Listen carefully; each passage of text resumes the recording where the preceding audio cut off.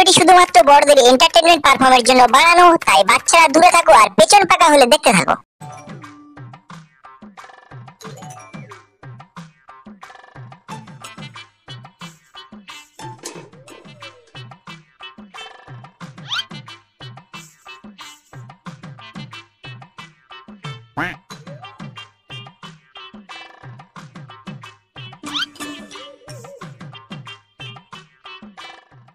ও বৌদি এদিক পানে শোনো একটু।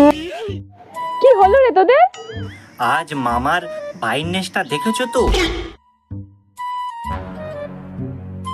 একটু তাড়াতাড়ি আমাদেরকে তুলে নিয়ে যাবে।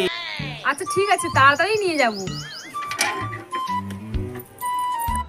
এই রোদের মধ্যে সেই সকালে গেছে বাজারে, আমাদের নুনুর বাবাটা এখনো আসছে না কেন? কোথায় গেলে সব?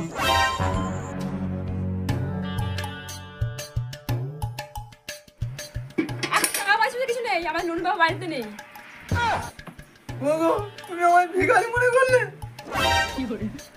ওগো, তোমার মুখ এরকম পুকুরে পদের মতো হয়ে গেল কি করে? বাইরে যা রোদ, আমার মুখ পুরো পুড়ে ঝলসে গেছে গো। দাঁড়াও দাঁড়াও,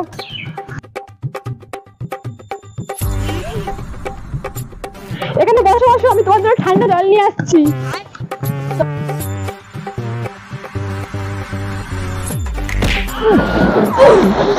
Oh my God!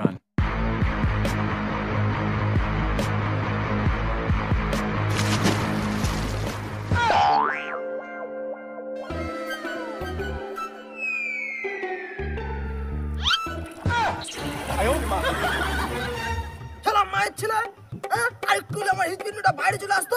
জলের মধ্যে তুই কি করছিস? কি বলবো বাবা, ঘরের ভেতর এত গরম, শরীরটা আমার জ্বলে পুড়ে যাচ্ছিল, তাই জন্য জলের তলায় এসে গাটা শীতল করছে। তো শরীর শীতল করার চক্করে আরেকটু হলে আমি শীতল হয়ে যেতাম। ওরে বাচ্চা। কিন্তু বাবা, আমাদের তো পায়খানা আছে, তুমি কেন এই পুকুরের জলে ছুঁচু করতে এলে? ওরে বাচ্চা, তুই জানিস আমি পুকুরের জলে ছুঁচু করতে এসেছি? তাহলে গো কোথায় গেলে গো? তাড়াতাড়ি এসে দেখে যাও গো, আমার কি সর্বনাশ হয়ে গেল। মা ছেড়ে আছে কেন? চলো দেখি গিয়ে দেখে আসি কি হয়েছে। তাড়াতাড়ি এসে দেখে যাও গো, আমার কি সর্বনাশ হয়ে গেল।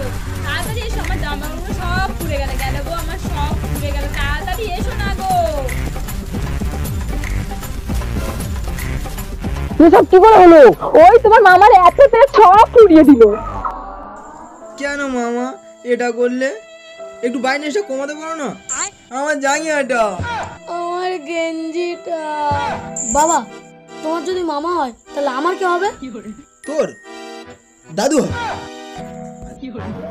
এই শালা রাজু বাচ্চা, বুড়ো হয়ে গেছিস তাও এখন আর তেজ কমাতে পারলি না?